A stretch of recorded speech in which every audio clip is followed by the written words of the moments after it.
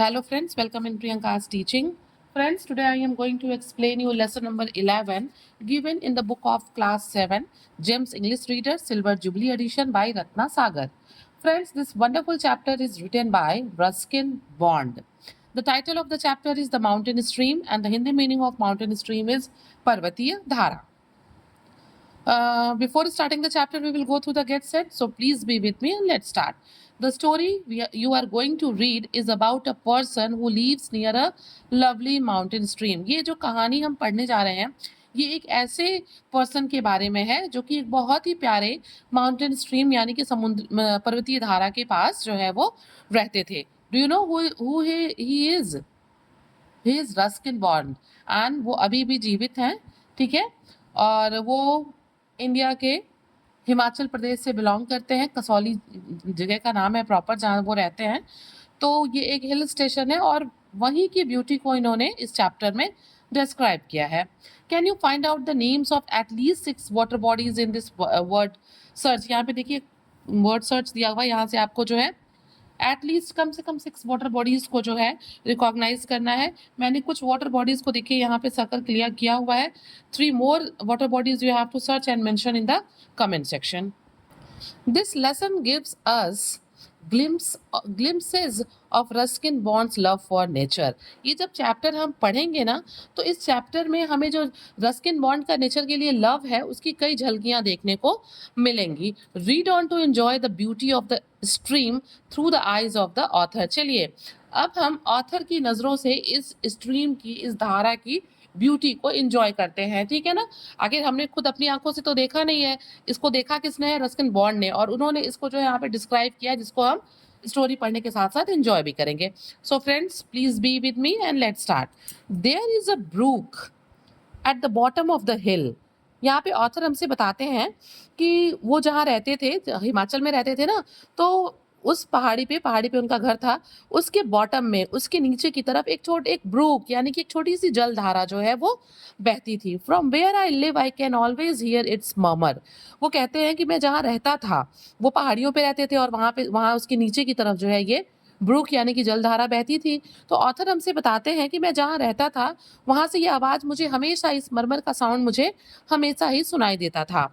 But I am no longer conscious of the sound except when I return from a trip to the plains. Friends अक्सर क्या होता है हम जिस जगह पे रहते हैं ना हम उस चीज़ के लिए क्या होते हैं उस चीज़ के यूज टू होते हैं उस चीज़ के आदी होते हैं. वो चीज़ हमें बहुत अफेक्ट नहीं करती. लेकिन अगर हम बहुत दिन बाद कहीं चले जाए और फिर वहाँ लौट के आए तो वो चीज़ हमें क्या करती है वो चीज़ हमें बड़ा ही कॉन्शियस में मेरे हम लोग के चेतन में रहती है. वैसे यहाँ पे ऑथर हमसे बताते हैं कि ये जो मरमर का साउंड था ये मेरे लिए बहुत ही मेरे लिए कोई बहुत खास आवाज़ नहीं हुआ करती थी. ये मेरे कॉन्शियस में ये साउंड नहीं रहता था. केवल ये मुझे कब पता चलता था कब मैं इसको फ़ील करता था जब मैं कहीं ट्रिप पे प्लेन वगैरह पे गया हुआ हूँ जहाँ पे मुझे ये साउंड सुनने को रेगुलर नहीं मिलता था. और मैं जब वहाँ से लौट के आता था तो ये मेरे कॉन्शियस में रहती थी. मीन्स ऑथर हमसे ये बता रहे हैं कि जब मैं हिल्स पे रहा करता था ना तो ये आवाज़ मेरे लिए कोई बहुत ख़ास आवाज़ नहीं थी. लेकिन जब मैं कहीं से और कुछ दिन रह के आता था किसी ट्रिप से आता था कहीं प्लेन एरिया से वापस आता था तो मुझे ये आवाज़ जो है बड़ा ही मेरे कॉन्शियस में रहती थी. मुझे सचेत करती थी. मुझे प्लीजेंट लगती थी या बार बार मेरे ध्यान में आती थी. And yet I have grown so used to the constant music of water that when I leave it behind I feel naked and alone. और दूसरी तरफ ऑथर ये भी कहते हैं कि मैं यहाँ पे क्या था आई हैव ग्रोन मतलब यह मैं इन साउंड्स के साथ इन निरंतर मरमर के साउंड के साथ वाटर के लैपिंग के साथ क्या था मैं पला बढ़ा था. मैं इसका आदी था. और जब मैं इसको पीछे छोड़ के कहीं जाता था जैसे कि उन्होंने बताया ट्रिप वगैरह पे या कहीं प्लेन्स पे या कहीं भी तो ऑथर बताते हैं कि जब मैं इसको पीछे छोड़ के यहाँ से कहीं और जाता था तो मैं बड़ा ही फील नेकेड मतलब खाली खाली सा और अकेला फील करता था. ब्रेफ्ट ऑफ माई मूरिंग्स मतलब ऐसा लगता था कि मैं अपने फेमिलियल वर्ड से मतलब कहीं बहुत दूर चला गया हूँ. ठीक है. It is like getting accustomed to the friendly rattle of tea cups every morning and then waking one day to an empty stillness and a fleeting moment of panic. क्या होता है यहाँ पे, इसको डिस्क्राइब करने के लिए, अपने इस फीलिंग को और अच्छे से बताने के लिए पोएट हमसे कहते हैं कि जिस तरीके से हम आदी होते हैं ना रोज सुबह उठ के चाय पीने के, चाय के खड़खड़ाने के, उसके कप्स की आवाज सुनने की ट्रे में, क्या होता है मतलब we are used to take tea in the morning. जिस तरीके से हम रोज सुबह चाय के और उसके कप्स की आवाज के सुनने के आदी होते हैं, ठीक वैसे ही उनके लिए चीजें थी। वो इन चीजों के लिए बड़ा ही, इन चीज़ों के साथ वो बड़ा ही अच्छा फ़ील करते थे, ये उनके आदत में शामिल थी। और अचानक से जो है उनसे दूर चला जाना बिल्कुल बड़ा ही क्या होता था, एक दिन इन चीज़ों से बड़ा उठना, इन चीज़ों के बिना उस माउंटेन स्ट्रीम के उठना उनको बड़ा ही खाली लगता था। एम्प्टी स्टिलनेस, अकेलापन फ़ील होता था, and fleeting of moment of panic, और बड़ा मतलब पैनिक स्ट्राइकन भी होता था बिना इन माउंटेन स्ट्रीम्स के, ठीक है? मीन्स वो ये कहना चाहते हैं कि वो इन माउंटेन स्ट्रीम्स के आदी थे। इन हिली एरियाज के बिना, नेचर की इस ब्यूटी के बिना उनको बड़ा ही नेकेड एंड अलोन फील होता था। चलिए आगे बढ़ते हैं। Below the house is a forest of oak and maple and Himalayan rhododendron. वो कहते हैं कि जहाँ पे उनका घर था वहां नीचे की तरफ जंगल था, जिसमें ओक के, मापेल के और हिमालयन रोडोडेंड्रॉन के पेड़ लगे हुए थे। जंगलों में पेड़ होते हैं ना, तो वो स्पेसिफाई कर रहे हैं कि उन जंगलों में, फॉरेस्ट में, जो कि उनके घर के नीचे थे, वहां पे ये मापेल, ओक और इस तरह के पेड़ थे, ठीक है? A path twists its way down through the trees over an open ridge where red sorrel grows wild and then down steeply through a tangle of thorn bushes। मतलब ऑथर हमको ये बताते हैं कि नीचे जो जंगल था, अपाथ ट्विस्टेज, उससे होते हुआ, उस रास्ते से होता हुआ एक घुमावदार रास्ता, it's way down through the trees, ये पेड़ों से होता हुआ नीचे की तरफ, एक घुमावदार रास्ता इन जंगलों के पेड़ों से होता हुआ नीचे की तरफ जाता था। ओवर एन ओपन रिज, जो कि एक खुले टीले की तरफ चला जाता था। Where red sorrel grows wild, जहाँ पे लाल रंग के सॉरेल यानी कि एक प्लांट होते हैं जिसमें कि एरो शेप्ड लीव्स निकले होते हैं। तो सॉरेल, जहाँ पे एक ऐसा ओपन टीला जहाँ पे रेड सॉरेल ग्रोज हुआ करते थे, वाइल्ड हुआ करते थे, and then down steeply through a tangle of thorn bushes, और फिर वहां से नीचे की तरफ हम जाते थे, स्लोप की तरफ जाते थे, तो वहां पे उलझे हुए थॉर्न बुशेज, मतलब झाड़ियां होती थी, कांटों वाली झाड़ियां होती थी जो आपस में एकदम उलझे हुए होते थे।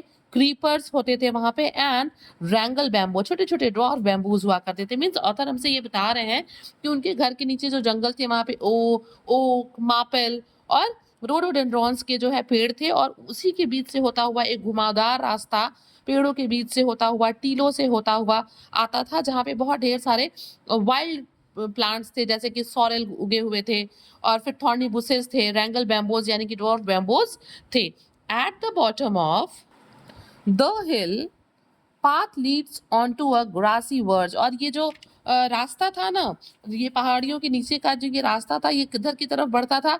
Grassy verge. Grassy verge means होता है कुछ ग्रास के पैचेस होते थे, नहीं होता है कि कहीं आप दूर जाइए तो फिर एक फील्ड टाइप का दिखता है, तो वही ऑथर हमसे बताते हैं कि ये जो ट्विस्टेड पाथ था, जब ये आगे की तरफ बढ़ता था तो ये पहुंचता था एक ग्रासी पैच की तरफ जो कि घिरा हुआ है, जो कि ग्रासी वर्ज जो है वो सराउंडेड बाई वाइल्ड रोजेस, जो कि वाइल्ड रोजेस से घिरा हुआ होता था।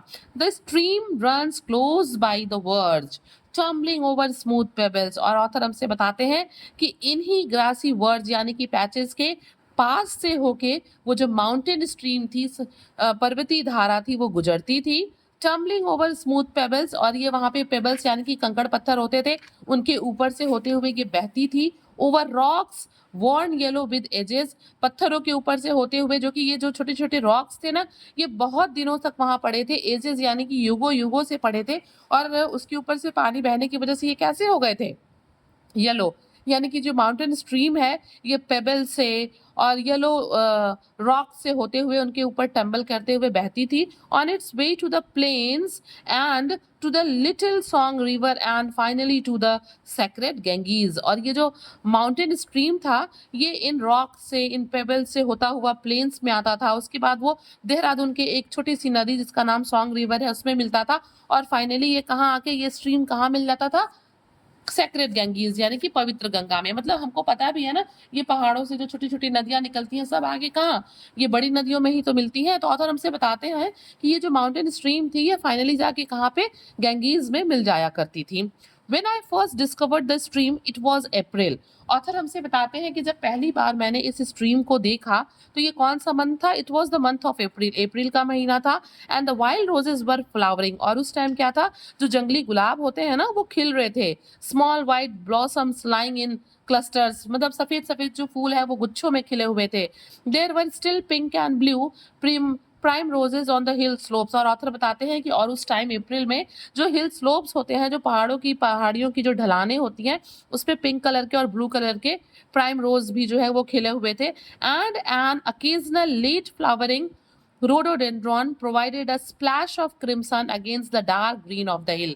हिल जो है वो जंगल था भाई, उसपे बहुत ढेर सारे पेड़ थे, तो वो ग्रीन हिल, इसीलिए ऑथर उनसे कह रहे हैं।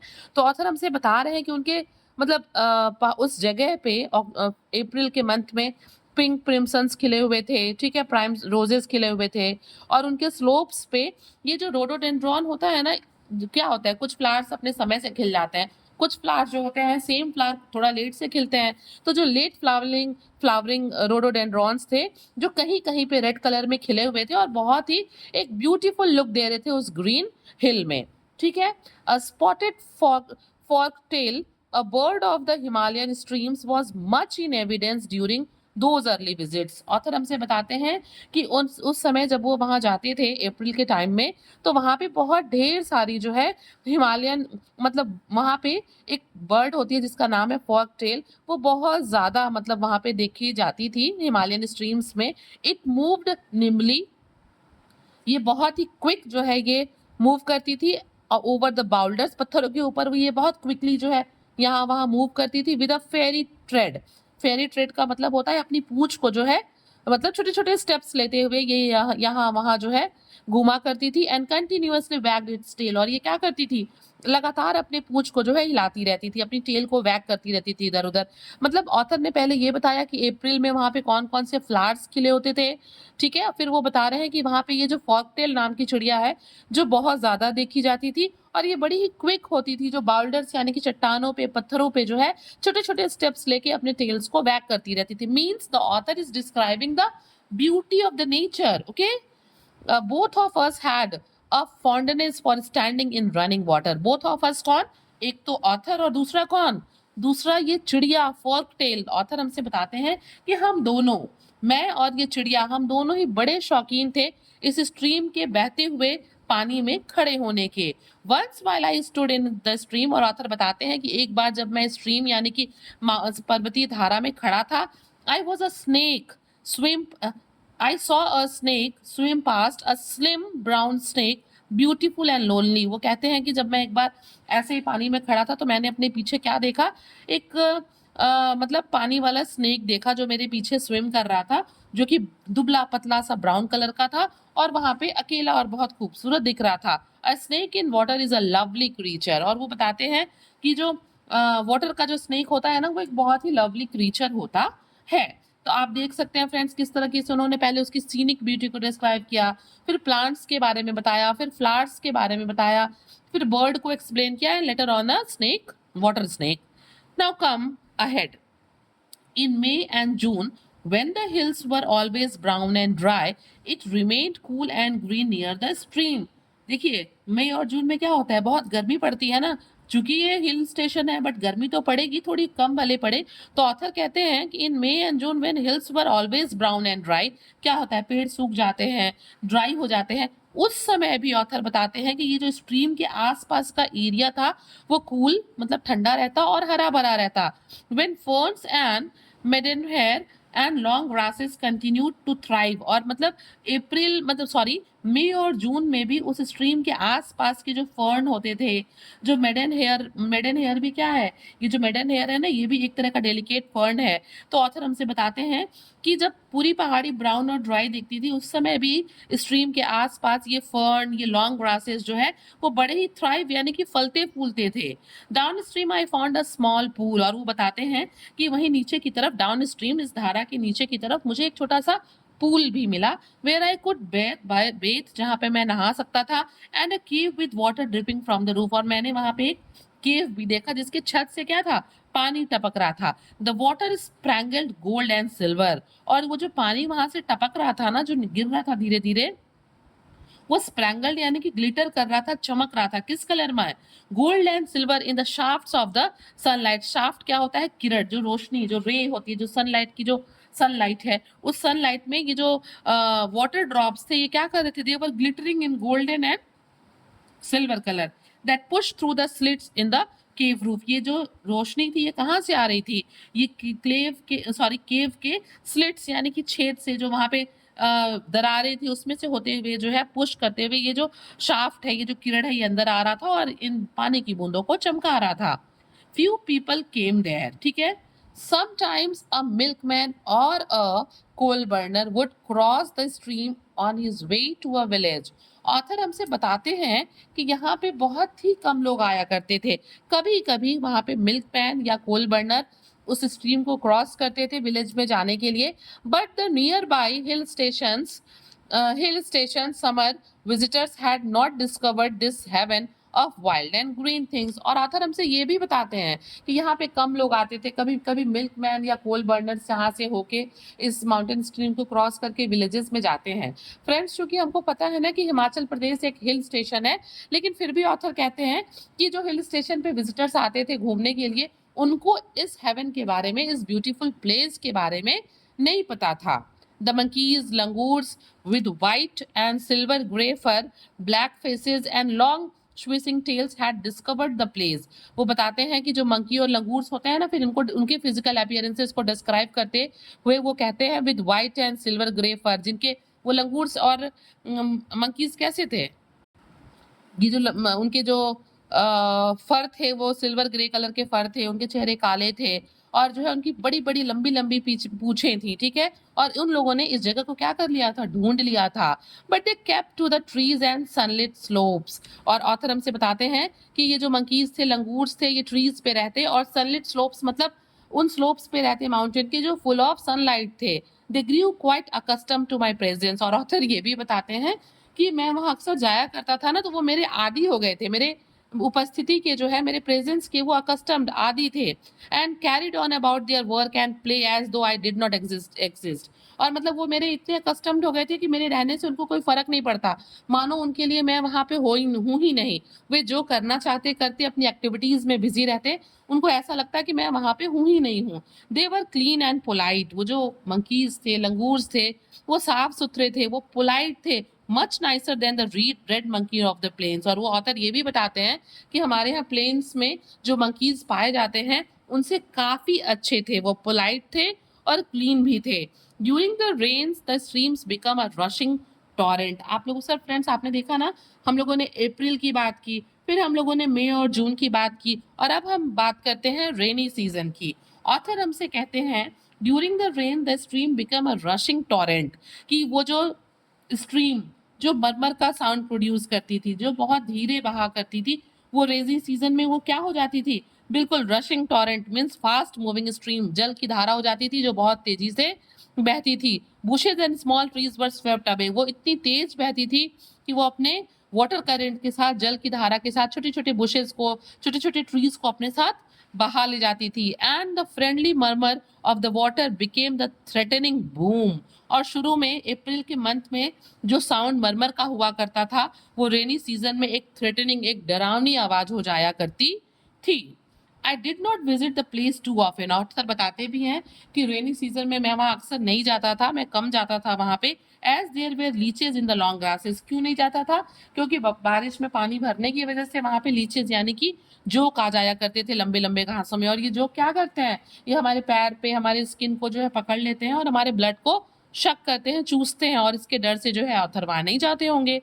But it was always worthwhile tramping through the forest to feast my eyes on the foliage that sprang up in tropical profusion। और ऑथर हमसे बताते हैं कि लेकिन वहां पे जाना, वर्थ वाइल ट्रैम्पिंग मतलब सार्थक होता था वहां पे ट्रैम्पिंग करना, घूमना, रौदना, चलना। तो ऑथर हमसे बताते हैं कि मैं रेनी सीजन में कम जाता था, पर वहां पे जाना और घूमना बड़ा ही क्या होता था? वर्थ वाइल, सार्थक होता था। कहाँ पे? Through the forest of feast my eyes. ये जो जंगल है ना, ये मेरी आंखों को क्या देता था? बड़ा ही सुकून देता था। क्यों? क्योंकि मैं वहाँ पे मेरी नज़रें जो थी वो मतलब प्लांट्स को बहुत एबंडेंट अमाउंट में देख पाती थी, बहुत नंबर ऑफ प्लांट्स को मैं देखता था, तो ये मेरे लिए बड़ा ही क्या होता था, प्लीज़र गिविंग होता था। और ये जो डिफरेंट टाइप के प्लांट्स थे, ये बड़े ही soft, springy mosses, great, stag ferns क्या होते हैं? ये भी एक तरह के फर्न होते हैं जो रिजेंबलिंग द एंटलर्स और horns of a mail dear, ठीक है? बिल्कुल इसी तरीके से जो है दिखाई देते हैं। मेल डियर के हॉर्न्स के सिंग की तरह ये दिखाई देते हैं, उस तरह की ये फर्न्स हैं। तो वो कहते हैं कि ये जो डिफरेंट टाइप्स के जो प्लांट्स हैं, ये मेरी आँखों को बड़ा सुकून पहुँचाते थे। On the trunks of the trees, tree के ट्रंक्स पे जो हैं ये mysterious and sometimes evil looking, और ये कैसे? ये बड़े ही कैसे लगते थे? मिस्टीरियस, रहस्य वाले लगते थे, और समटाइम्स कभी-कभी तो एविल लुकिंग, डरावने भी दिखाई देते थे। Lilies and orchids, wild dahlias, and the climbing convolvulus opening its purple secrets of the morning sun. अब यहाँ पे फ्लावर्स की बात करते हुए ऑथर हमसे बताते हैं कि वहाँ पे जो ढेर सारे प्लांट्स के साथ जो है वो लिलीज को भी देखते थे, ऑर्किड्स, डहेलियाज, इन सबको भी देखते थे, और वहाँ पे एक दूसरे तरह का क्लाइंबिंग फ्लावर होता था जो कि पर्पल कलर में मॉर्निंग में बिल्कुल सुबह की धूप में वो खिलता था, ठीक है ना? And when the rains were over and it was October, and the birds were song again, I could lie in the sun on the sweet smelling grass and gaze up through a pattern of oak leaves into a blinding blue heaven. और author हमसे आगे बताते हैं, पहले उन्होंने अप्रैल की बात की, फिर उन्होंने मई जून की बात की, फिर उन्होंने रेनी सीजन की बात की, and now the author is talking about the October, month of October. Author हमसे यहाँ पे कहते हैं, and when the rains were over and it was October, कि जब बारिश का मौसम खत्म होता था और मंथ ऑफ अक्टूबर आता था, and the birds were in song again, और जब चिड़िया दोबारा अक्टूबर में गाना शुरू करती थी तो मैं क्या करता? I could lie in the सन, मैं धूप में लेट जाता। कहाँ लेटता? On the sweet smelling grass, घास के ऊपर लेटता जिसमें से एक बहुत ही मीठी अच्छी सी खुशबू आती। And gaze up through a pattern of oak leaves into a blinding blue heaven, और मैं ऊपर की तरफ जो है ओक के पैटर्न, ओक लीव्स के मतलब जो उससे जो पैटर्न बनते हैं उनको मैं देखता। कहाँ पे? ओवर, मतलब blinding blue heaven means overwhelming, ये जो स्काई होता है ना सुंदर दिखने वाला, ओवरवेलमिंग ब्लू स्काई, में उसकी तरफ जो है ऊपर इन लीव्स के पैटर्न को देखता। And I would thank my God for leaves and grass and the smell of things, और ऑथर कहते हैं कि मैं गॉड को थैंक यू भी कहता कि मतलब उन्होंने ये सारी चीजें, ये ब्यूटी, ये नेचर, ये सब हमें दिया है, ठीक है? And the smell of things, the smell of mint and myrtle and bruised clover, मतलब ये सारे क्या है? ये प्लांट्स हैं, ठीक है ना? ऑथर हमसे बताते हैं, वो कहते हैं कि मैं गॉड को इन प्लांट्स के लिए, इनके स्मेल के लिए जो है थैंक कहता, मिंट के स्मेल के लिए। मार्टल, आप इसकी मीनिंग देख सकते हैं, मार्टल क्या है? N evergreen shrub with a lovely fragrance, मतलब इससे भी एक अच्छी खुशबू आती है। उसके बाद आप यहाँ पे ब्रूइज्ड क्लोवर भी देख सकते हैं। Bruised means damage, clover means a plant with 3 leaves on each stem. तो ऑथर हम क्या करते? इनके लिए भी गॉड को थैंक कहते हैं, ठीक है? And the touch of things, the touch of grass and air and sky and touch of the sky's blueness, मतलब ये सारी चीजें, whatever he was feeling while lying on the grass, वो जिन भी चीजों को फील करते, जिन चीजों को देखते, उन सब चीज के लिए वो गॉड को थैंक यू बोलते और उसके लिए थैंकफुल फील करते। एंड देन, और तब, आफ्टर अ नवंबर, अब क्या होता? अक्टूबर के बाद नवंबर आता, और नवंबर क्या होता है? It's a month of snow, it's a month of hail, it's a month of fog. ये ऑथर हमसे कहते हैं, and when after November hail storms it was winter, क्या होता? हेल स्टॉर्म गिरते, ये विंटर सीजन आता, and I could not lie on the frost yellowed grass, और मैं इस शीत से ढके हुए, फ्रॉस्ट से कवर पीले रंग की घास पे मैं नहीं लेट सकता। क्यों? क्योंकि मौसम बहुत ठंडा हो जाता था ना। The sound of the stream was the same, ये जो माउंटेन स्ट्रीम थी, पर्वतीय धारा थी, इसकी आवाज अभी भी वैसी ही सेम रहती। But I miss the birds and the grey skies, लेकिन क्या होता है, जाड़े के दिनों में आप देखते हैं ना, जाड़े का दिन थोड़ा ग्लूमी फील होता है, बर्ड्स भी कम दिखते हैं, एनिमल्स भी थोड़े शांत रहते हैं। इवन ह्यूमन बींग्स की अगर हम बात करें ना, तो वो भी बड़े जो है लो फील करते हैं, डाउन डाउन से दिखते हैं। तो ऑथर हमसे कहते हैं कि the sound of the stream was the same, ये जो स्ट्रीम का साउंड होता वो बिल्कुल सेम होता, लेकिन आई मिस द बर्ड्स, मैं उन चिड़ियों को मिस करता जो अक्सर यहाँ पे उड़ा करते थे। And the grey skies claim clutching at my heart and the rain and the sleet dove drove me indoors. और वो कहते हैं कि ये जो ग्रे स्काई होता, एक ग्लिटर करता हुआ क्लियर स्काई नहीं होता, ये ग्रे स्काई मुझे क्या करता, केम क्लचिंग एट माई हर्ट, ये मुझे थोड़ा सैड